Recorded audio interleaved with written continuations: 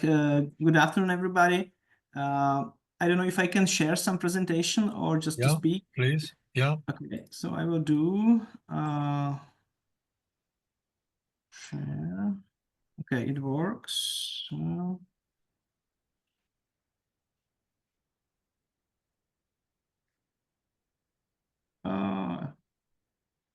Okay. Okay. It's okay. Can you hear it? Can you see it? Okay, fine. So I will do it like this. Full screen. If it goes full screen, it'll be even better. Okay. If not, we'll live with it. Oh no. Perhaps down at the bottom by the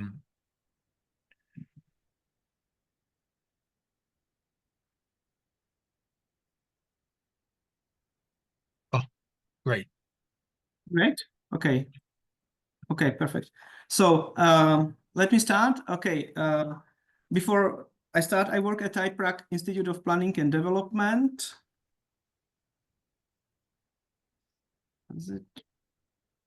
Does it go further? No. Oh, it doesn't work. I'm sorry for that. Try again. Okay, I will try to do this. And okay, it works now. Yeah, okay, I will speak about urban study, which we did for the city center of Prague, but also we do something for the metropolitan cooperation. I work at a Prague Institute of Planning already for 13 years now. And this is something about Prague, that we are 1.3 million city, but actually there are 1.6 million people every day. We are back at the number of visitors as before COVID. And I'm also the member of the committee for the Prague Heritage Site, and I will show you later. We have 57 districts or boroughs, so quite fragmented administration, more than 1,000 people involved in politics elected, and we have 22 different administrative divisions by the state roles. So our planning history, well, I think it's important also to tell that in Prague, we have a long tradition that city is not being planned or designed from the municipal point of view, from the municipal government, but from the state government or separated body as Prague Institute of Planning is representing it since the beginning of the 20th century. And our mandate, we do everything for the city, starting with data, ending with urban studies, and designing the spaces if necessary, if it is needed because of budget or because of speed or because of some public interest. And we are about 250 at all. Most of us are not architects but geographers, because we provide data for city and for local boroughs. And this is how the footprint of buildings of Prague look like. So you can clearly see the parts of onion, how the development in Europe was distributed through the time and history, ending with the housing estates or shopping malls and storage areas in some edges. So why the setting cost of development? Well, it's interesting that we have so many targets in so many documents that also for us it's quite difficult to see what is good and what is not bad and what is according to our strategies or not. But now coming back more to the planning, we have some spatial development policies at national level, and we have also the regional plan for the city of Prague, which is interesting for this topic of Heritopolis, because there has to be introduced the regulation for landscape, including historical city landscapes. So our colleagues prepared such a scheme where we have the historical landscape marked, and also we have other landscapes around Prague, and we have set up the different landscapes. Of course, the built-up area is one historical landscape, and then we have interesting landscape around Prague and in Prague. And when we were looking around the Prague, also at the metropolitan level, we actually started to divide the metropolitan territory, let's say, not according to administrative division or infrastructure connections, but more according to the topography and geography, which is also somehow which is prescribing further developments, railways, roads, settlements, and so on. So we have for the whole kind of region different landscapes described, and we also work with that in our new land use plan, where we try to set up the regulations similarly for the open landscape behind the city, which is not anymore behind the city, and the regulations for the built-up areas. And for the description of the specific characteristic, we use the regulation for the territory, and we call it locality. And we also want to focus on the center, which is in contradiction to all the formal heritage standards in my country, because somebody would like to really, or generally would like to keep it as it is. But we know that we have to somehow find a way how in these densely populated areas we need to reintroduce or introduce new uses and new people and new functions. So this is the territory which is formally regulated or protected by our legislation, by UNESCO, and the violet line at the last one, the widest one, is the buffer zone of UNESCO protected area. So it covers most of the inner city of Prague. What we also try to do in a new metropolitan plan, which we hope will be in action 2026, so next year already, is that we try to increase the use of existing areas which are connected to the public transport. So that's the main idea, to link the development and increasing the density of uses in the areas which are linked to the public space, public space and public transport. We also have many transformational and development areas. Here we have some priorities of the proposed plan. And this is what we introduced also in the plan, and it's a height regulation. Until now, Prague has only the height regulation, which is easy to remember, but not really easy to apply. That in existing plan, you have only limitation that you cannot go in the city center above 40 meters high. And in the rest of the territory, you can do whatever you want if you have enough space and enough gross floor area to distribute and to build a skyscraper. So we come with a new regulation in the new plan where we try to really set up the height limits, and we do not follow the very precise, for the land use plan, very precise, let's say, the geometry of existing blocks, but we made a more like abstract grid 1 to 100 meters, and we measure and we calculate the different heights. And if you see the violet colors, those means that we are really going high, and the blue are the newly set up height regulations. And the gray means that in the most of the territory, we more or less keep the same height limits. But it's not the only one rule which we use. We also use different panoramas and drawings and photographs where you can insert your new buildings, so you can really play and work with different developments, as here is marked in the rectangular hatched areas. So this we cannot do without our help, which is Prague building regulations. The city of Prague can do it by himself. So we have different regulations than the other towns and cities in my country. And we also take care of our public space. Just here you can see the old city. And we also have introduced competitions in the last 10 years. So starting with the new Philharmonic Hall, the big, we try to also invite other landscape architects and architects from neighboring countries, but he won the competition. Rewald, landscape architect for Charles Square, one of the biggest squares in historical center, or historical centers at all in Europe.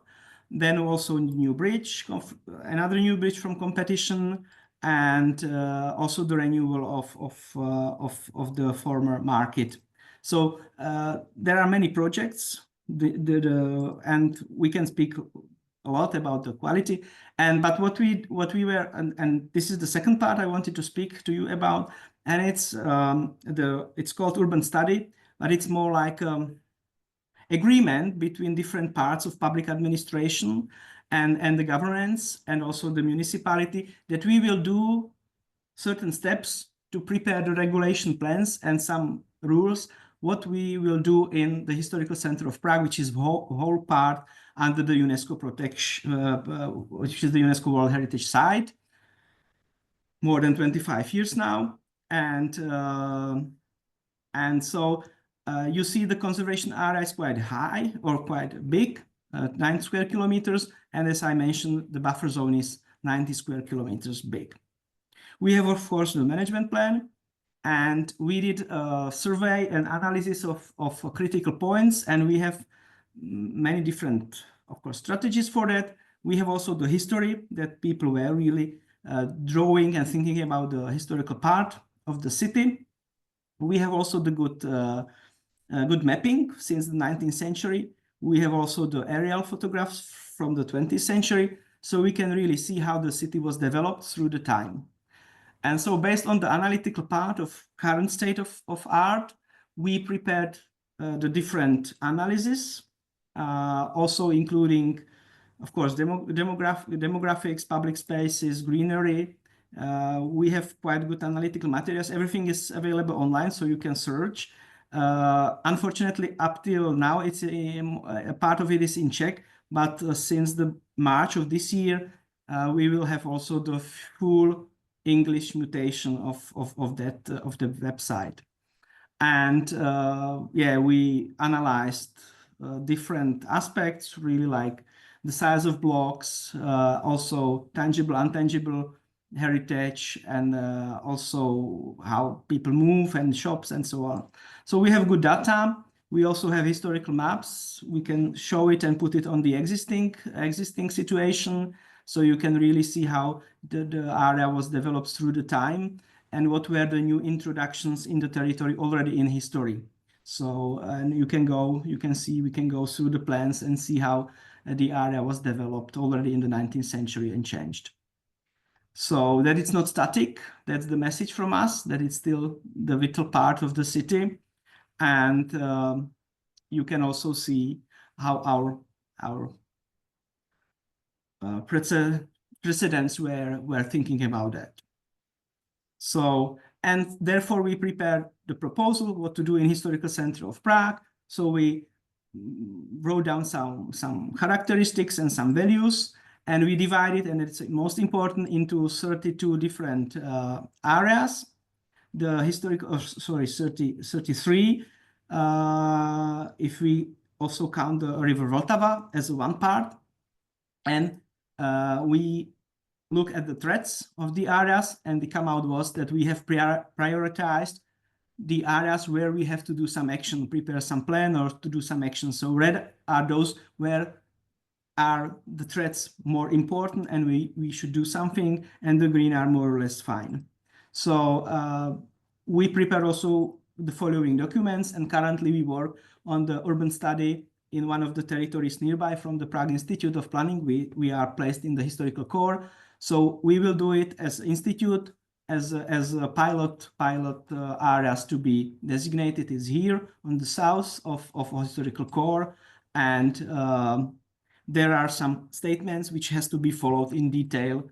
And yeah, and I can speak further on, but I think I will stop here. Our challenges for development and protection of values in our city. I think it's very similar to everybody, that housings are rising up in metropolitan areas, and the public sector is not really be able to build and to reduce the regulations. So there is ongoing discussion in that field and so on.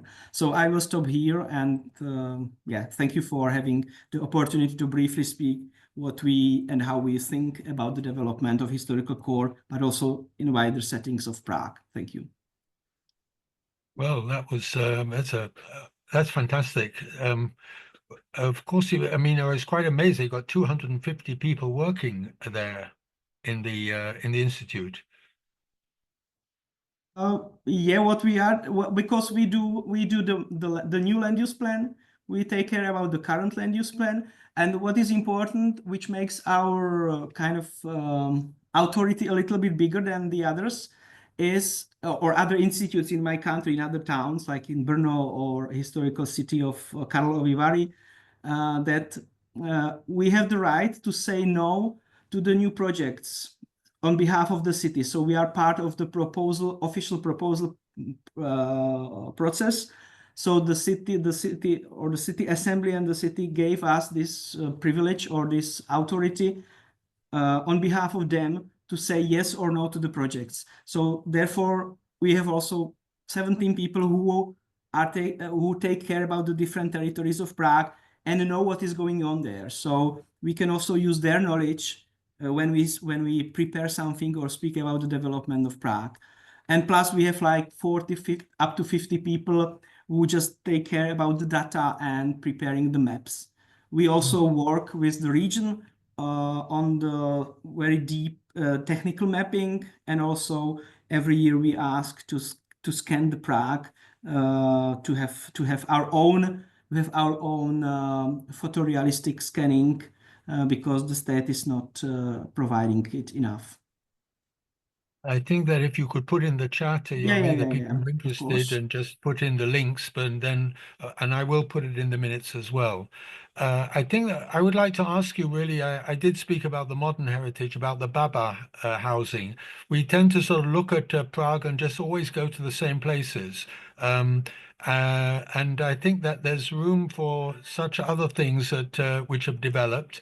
I know that Prague is one of the cities of the WCCF as well. So we might want to think about what sort of connections there are. But could you relate also to the areas outside the UNESCO cocoon? Yes, we can. My colleague worked on Baba, improvement of public space. There was, I think, project supported by EU or other national grants. So in last years, they tried to improve the public space in Baba housing estate. We also have, and that's what the city tries to do, but it's not sufficient enough yet, because most of the tourists and everybody is looking at the city center. But we have also heritage along the river. We also work on the park, Confluence Park we call it, because there are two biggest rivers in the Czech are confluencing in Prague, on the south of Prague. There are like pre-medieval settlements around there. So there are areas which are not really in the city center. Plus, we have many brownfields. Unfortunately, not most of the buildings will be or are maintained, because in the 90s the property was sold or contracted to the private investors and developers from the state. So we can, if somebody is interesting, I can make a connection. There's a lot of interest for getting connections with you. Klaus Petter, you've raised your hand. You have the screen. Yeah, thank you for giving me the floor. I would like to have some more information about the high-rise buildings on the in an area just opposite of the castle. Some years ago, I was invited for a workshop about these high-rise buildings, and my opinion was to be very careful. I'm not sure if this is in the UNESCO area or not, but I guess perhaps yes. And there was another speaker from the city planning department in Munich, and he was very in favor of it. I'm not sure if Mike was also involved, at least online. Okay, so I think if you could say something to this topic. Yes, thank you for the question. Well, finally, we have an agreement between Ministry of Culture, our Heritage Department, UNESCO representatives, a city as a municipality, and also us as a planners, that we set up some heights regulations.